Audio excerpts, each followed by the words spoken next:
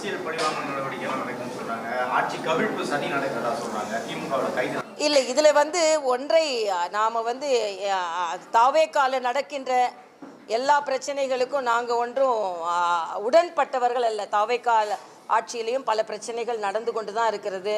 பாலியல் தொந்தரவுகள் நடந்து கொண்டு இருக்கிறது. இன்றைக்கி எம்எல்ஏக்கள் இன்றைக்கி தமிழ்நாட்டில் ஒரு அதிசயம் என்ன நடக்குதுன்னா, இன்றைக்கி இவங்க என்னை அறிமுகப்படுத்தும் போது சொன்னாங்க ஒரே கட்சியில் இருக்கிறாங்க அப்படின்னு. தமிழ்நாட்டில் இப்போ என்ன அதிசயம்னா, ஒரே கட்சியில் ஒருத்தர் இருக்கிறதே அதிசயமாக போயிடுச்சு.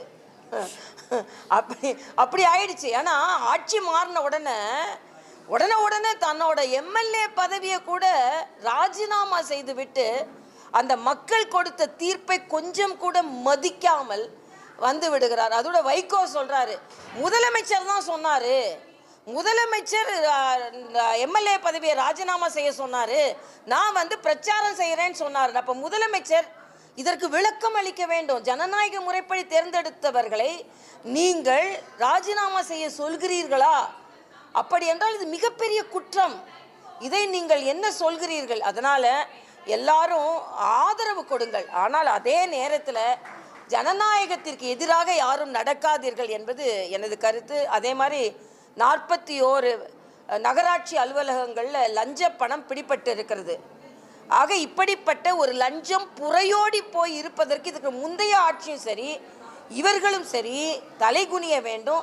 இந்த லஞ்ச ஒழிப்பு தொடர வேண்டும். அதே நேரத்தில் மற்ற நேரத்தில் இந்த அரசாங்க பதவிகளுக்கு பணம் கொடுத்து வாங்குகிறார்கள் என்ற குற்றச்சாட்டு இருக்கிறது.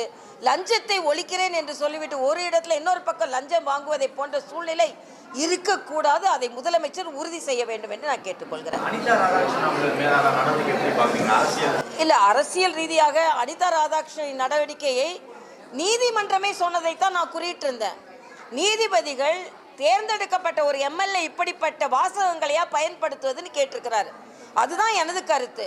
நான் மறுபடியும் சொல்கிறேன், இணையதளத்தில் என்னை கூட மிக மிக மோசமாக சித்தரிக்கிறார்கள். இணையதளத்தில் கூட தளத்தில் கூட நீங்கள் யாருமே தயவு செய்து அரசியல்வாதிகளை மரியாதையாக நீங்கள் விமர்சனம் செய்யுங்கள். மரியாதை கடந்து விமர்சனம் செய்வது திமுகவிற்கு கைவந்த கலை. அதனால தான் இன்னைக்கு அனிதா ராதாகிருஷ்ணன் எல்லாத்தையும் மிரட்டுறாரு. நாங்கள் ஆட்சிக்கு வந்தால் நாங்கள் 6 மாதத்தில் உங்கள் மேலே நடவடிக்கை எடுத்தால் உடனே ஜனநாயகத்துக்கு எதிராக நடப்போம் என்று இவர்களெல்லாம் சொல்கிறார்கள். அதனால் யாராக இருந்தாலும் ஒரு மரியாதையான வார்த்தைகளை விமர்சனத்திற்கு பயன்படுத்த வேண்டும் என்று நான் கேட்டுக்கொள்கிறேன்.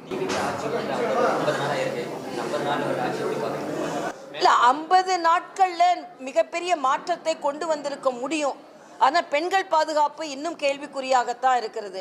இன்னும் அரசாங்க நடவடிக்கை இன்னைக்கு தொழில்துறை அமைச்சர் சொல்கிறாரு, பல தொழில்துறை எம்ஓயூலே நின்றுக்கிட்டு இருக்கு, அது இன்னும் தொடங்கப்படலைன்றாரு. அதுக்கு என்ன நடவடிக்கை? இன்னொன்று, அமைச்சர்கள் பேசும்போது சில அமைச்சர்கள் மிக மிக ஆரகண்டாக பேசுகிறாங்க. அது அவர்கள் தடுக்க வேண்டும். அவர்கள் எல்லாம் இன்னைக்கு புதிதாக தேர்ந்தெடுக்கப்பட்டிருக்கிறார்கள். மக்களுக்கு மீது நம்பிக்கை வைத்து அவர்கள் பணியாற்ற வேண்டும். முதலமைச்சர் விஜய் அவர்கள் பெண்கள் பாதுகாப்பிலையும் அரசாங்க பதவிகள் எப்படி போடப்படுகிறது என்பதில் இன்னும் சற்று அதிக கவனம் செலுத்த வேண்டும்.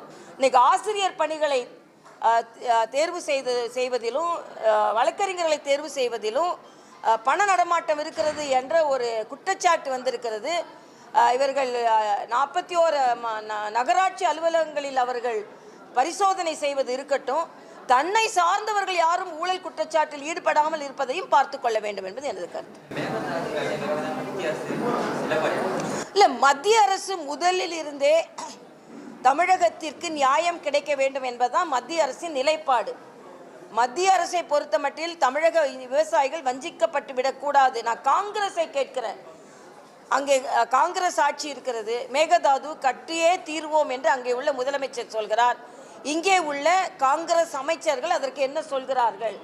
அது கட்டக்கூடாது, அதற்காக அப்படி கட்டக்கூடாது, அதை எதிர்க்கிறோம் என்று இவர்கள் சும்மா வார்த்தைக்கு ஒரு செங்கலை கூட வைக்க முடியாது அப்படின்னு சொன்னால் போதாது. கொள்கை ரீதியாக மேகதாது அணை தடுக்கப்பட வேண்டும். அதற்கு அங்கே ஆட்சி செய்து கொண்டிருக்கின்ற காங்கிரஸ், இங்கே ஆட்சியில் பங்கெடுத்து கொண்டிருக்கின்ற காங்கிரஸ் பதில் சொல்ல வேண்டும் என்பது எனது கருத்து. போதும். தேங்க்யூ.